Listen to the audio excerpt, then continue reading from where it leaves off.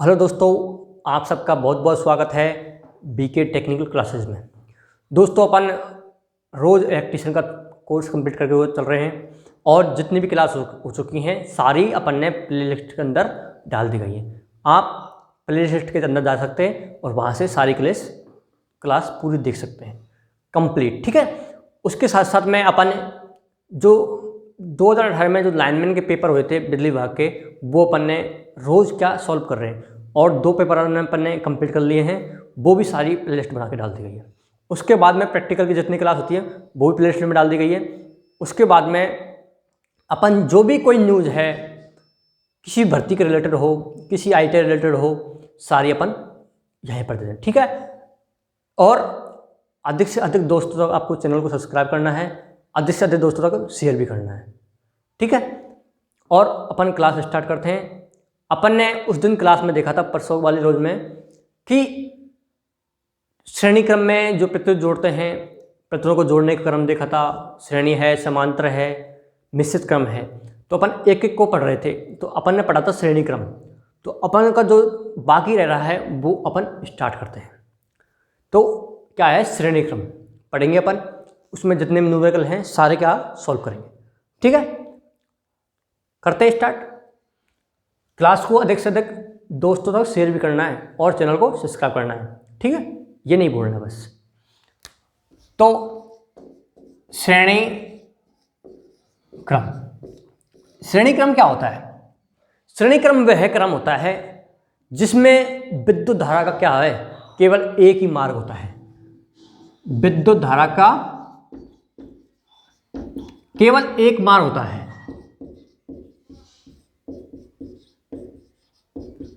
मार्ग का मतलब क्या होता है? रास्ता। यानी कि किसी रास्ते के अंदर विद्युत धारा एक ही रास्ते को मतलब परिपथ क्या करती है? पूर्ण करती है। इस प्रकार से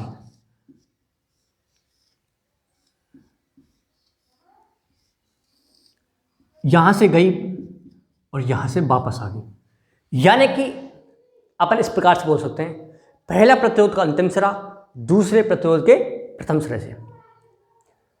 ये प्रतिरोध कितने हो सकते हैं? 2, 3, 4 कितने हो सकते हैं। लेकिन ये क्या होता है? माला रूप होता है। इसको माला रूप बोल सकते हैं। माला रूप, ये क्वेश्चन बहुत आता है, आ सकता है श्रेणी क्रम माला रूप। श्रेणी क्रम के स्थान पर माला क्रम भी आ सकता है। क्वेश्चन में लिखा होगा कि माला क्रम में होता है, तो माला क्रम अपन को क्या पढ़ना है? श्रेणी क्रम, क्योंकि ये पूरी माला की तरह होता है।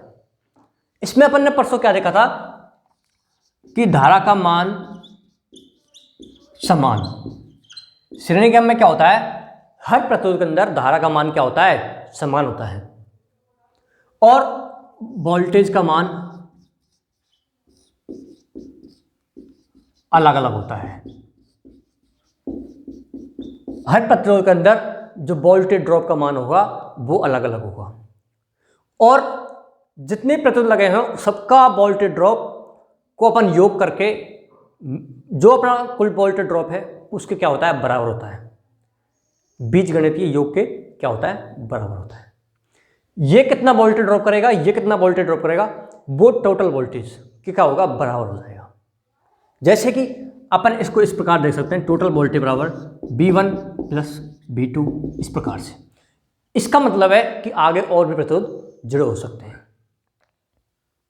ठीक है, ये क्या है? Total voltage. T का मतलब टोटल वोल्टेज, V1 का मतलब है प्रतिरोध V1 का वोल्टेज, V2 का मतलब है प्रतिरोध V2 का। ठीक है, अब अपन ने एक इसके भी इसका फॉर्मूला क्या आया था प्रतिरोध का? RT बराबर R1 प्लस R2, इस प्रकार से ये फॉर्मूला बना था। ये आपको समझ में आ गया ना कि अपन ने उस दिन क्लास में देखा था पिछले में, ये किस प्रकार से बना था। और इसके बाद में ये टोटल धारा बराबर I1 धारा बराबर I2 धारा। ये क्या होती है श्रेणी क्रम में? धारा का मान समान है। यानी कि टोटल जो धारा होगी वही I1 की धारा होगी, वही I2 की धारा होगी। आगे समझ में? आगे चलते हैं। दूसरा, ये क्या है? प्रतिरोध अपन ने अलग अलग मान के हैं तो अपन इस प्रकार से निकाल सकते हैं। ये फॉर्मूला इस प्रकार से भी आर टी बराबर R1, अगर अधिक प्रतिरोध हैं तो अपन इस प्रकार से भी कर सकते हैं। अगर 2 से अधिक भी प्रतिरोध हो सकते हैं, 3 भी हो सकते हैं, 4 भी हो सकते हैं, तो अपन इस प्रकार से जोड़ सकते हैं। ठीक है। उसके बाद में अगर माना कि कोई भी प्रतिरोध, क्वेश्चन इस प्रकार दे दिया जाता है कि 100 प्रतिरोध जुड़े हैं एक परिपथ में और हर प्रतिरोध का मान 5 ओम है, तो अपन 100 प्रतिरोध कहाँ तक जोड़ेंगे यार, तो बहुत हो जाएगा। तो उसके लिए एक डायरेक्ट सूत्र है, तो वो क्या है, अगर माना कि, तो वो क्या होगा, आर टी बराबर N इंटू R, ये सूत्र होगा। समान मान के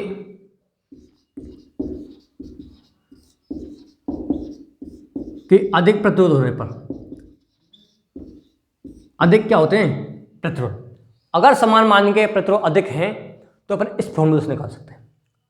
किस प्रकार से, देखो आर टी का मतलब कुल, एन का मतलब क्या है, संख्या कि कितनी संख्या है, 10 है प्रतिरोध, 20 हैं, 30 हैं, 50 हैं, 100 हैं, इस प्रकार से। और आर का मतलब क्या है कि प्रतिरोध का मान कितना है, कि कितने मान के प्रतिरोध हैं। ठीक है।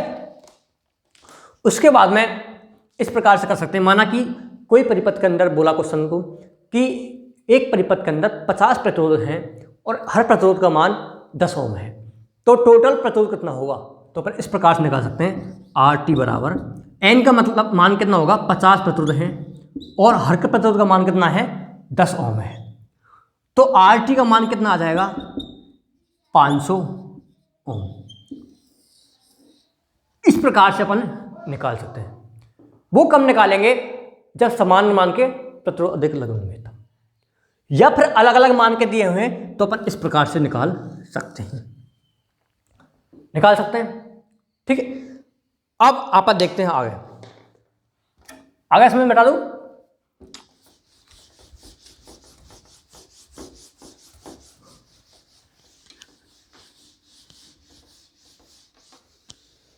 अब एक अपन क्या लेते हैं, सवाल लेते हैं। ठीक है। माना कि यही प्रतिरोध परिपथ बना हुआ है, यहां से कितनी एम्पियर, मतलब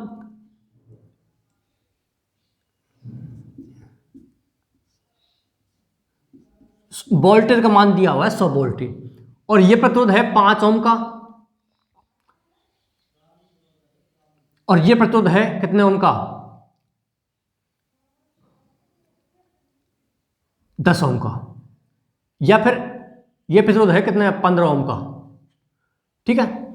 एक प्रतिरोध का मान कितना है, 5 ओम, और एक प्रतिरोध का मान कितना है, 15 ओम, यानी कि R1 का मान 5 ओम और R2 का मान 15 ओम, और B का मान कितना दिया है, 100 वोल्ट। अब अपन को क्या निकालना है, कुल प्रतिरोध निकालना है RT, और I का मान निकालना है। ये क्या है, अपन को दोनों निकालने हैं। ठीक है। अब अपन निकाल लेंगे ये क्या है, अलग अलग मान के। अपन ने फॉर्मूला पढ़ा था, क्या पढ़ा था, RT बराबर R1 प्लस R2। अब 2 ही प्रतिरोध होते तो अपन 2 ही लेंगे, ठीक है, 3 होते तो अपन 3 लेते हैं। और ये फॉर्मूला लगाने से पहले अपन को परिपथ देखना है कि परिपथ श्रेणी क्रम में लगा है या श्रेणी समांतर क्रम लगा हुआ है। और यहाँ पर क्वेश्चन दिया हुआ है तो बोलेगा कि किसी श्रेणी परिपथ में एक प्रतिरोध 5 ओम का, दूसरा प्रतिरोध 15 ओम का जुड़ा हुआ है, तो उस परिपथ के अंदर कुल प्रतिरोध का मान कितना होगा, इस प्रकार से हो सकता है। यहाँ पर डायग्राम बना के भी आ सकता है। अब अपन इसको हल करेंगे तो RT का मान कितना होगा, R1 का है 5 ओम और R2 का मान कितना है 15 ओम, तो RT बराबर कितना हो जाएगा 20 ओम। ये क्या आ गया अपना, RT का मान आ गया, यानी कि टोटल प्रतिरोध कितना हो जाएगा 20 ओम हो जाएगा। आगे समझ। उसके बाद में अपन को क्या निकालनी है, I। तो I बराबर क्या होता है, B/R। अपन ने पहले पढ़ा ना, पिछली क्लास में देखा था। तो I बराबर B/R, तो B का मान कितना है 100 वोल्ट। B का मान दिया हुआ, देखो टोटल वोल्टेज। ये अपन को क्या निकालनी है, टोटल धारा। तो ये क्या होगा, टोटल प्रतिरोध और टोटल वोल्टेज, यानी कि टोटल धारा निकालनी है और टोटल वोल्टेज बटे टोटल प्रतिरोध, टोटल मतलब कुल प्रतिरोध, ठीक है। अब धारा का मान तो क्या होता है, समान होता है, क्या होता है, समान होता है ना। अब बीटी का मान कितना दिया है 100 वोल्ट और आरटी का मान कितना है 20, तो यहां से निकल के आएगा कितना 5 एम्पियर। मात्रा जरूर लगाना है कि 5 क्या है, एम्पियर है। तो आई टी का मान क्या आ जाएगा 5 एम्पियर आ गया। अब अपने पास आई का मान आ गया, आर टी का मान आ गया। इस प्रकार से सवाल को सॉल्व करते हैं। आ गया समझ में। अब माना कि मैं इस प्रतिरोध के अंदर आई का मान निकालूं और इस प्रतिरोध के अंदर आई का मान निकालूं, पता लगाते हैं अपन कि समान आई होती है कि नहीं होती। समान आई तो श्रेणी क्रम में क्या होता है, समान होता है। अब अपन इससे वोल्टेज ड्रॉप का मान निकाल सकते हैं कि इसमें वोल्टेज ड्रॉप कितना होगा, उसमें वोल्टेज ड्रॉप कितना होगा। अगर मैं यहाँ पर इस प्रकार से करूं, R1 का मैं क्या निकालूं, वोल्टेज मतलब प्रतिरोध अपने पास है। अगर मैं यहाँ पर क्या निकालूं, V1 निकालूं, तो क्या होगा R1 इंटू I1। B का सूत्र क्या होता है, यही सूत्र तो होता है ना, B बराबर क्या होता है I इंटू R, और यही मैंने किया B1 R1 और I1।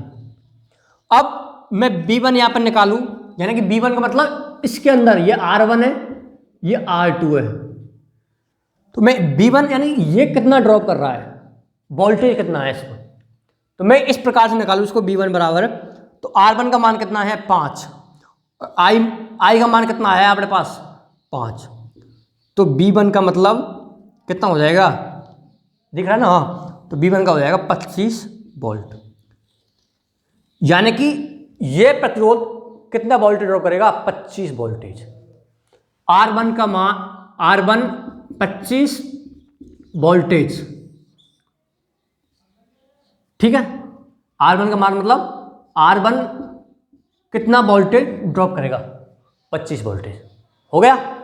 उसके बाद में अपन इसको निकाल सकते हैं, किसको, इसका अपन निकालें B2 का, तो क्या होगा R2 इंटू I2, तो B2 बराबर R2 कितना है 15 इंटू I2 कितना है 5, यानी कि श्रेणी के अंदर धारा का मान क्या हो रहा है, समान हो रहा है। तो ये कितना हो जाएगा 75 वोल्ट। B2 का मान कितना है 75 वोल्ट, यानी कि ये 75 वोल्ट ड्रॉप करेगा, कितना 75 वोल्ट। ये आ गया समझ में। अब मैं टोटल वोल्टेज निकालूं तो क्या होता है B1 B2 होता है, तो BT बराबर 25 प्लस 75 बराबर 100 वोल्ट। आ गया, देख लो आ गया 100 वोल्ट, निकाल दिया। और अपन ने ये नियम पढ़ा था कि हर प्रतिरोध का वोल्टेज ड्रॉप टोटल प्रतिरोध के बराबर होता है, यानी कि हर प्रतिरोध का जो वोल्टेज ड्रॉप है उसका योग टोटल प्रतिरोध के वोल्टेज के बराबर होता है। हो गया, देख लो बराबर, यानी कि इसका 25 और इसका 100 दोनों को मैंने जोड़े तो कितना हो गया, टोटल वोल्टेज आ गया। यानी कि ये 25 वोल्टेज ड्रॉप करेगा और ये 75 वोल्टेज ड्रॉप कर रहा है। और श्रेणी के अंदर क्या है, धारा का मान समान है और वोल्टेज का मान अलग अलग होता है। देख लो हो गया ना अलग अलग, इसका अलग ड्रॉप है, इसका अलग ड्रॉप है, ये सिद्ध हो गया। देखो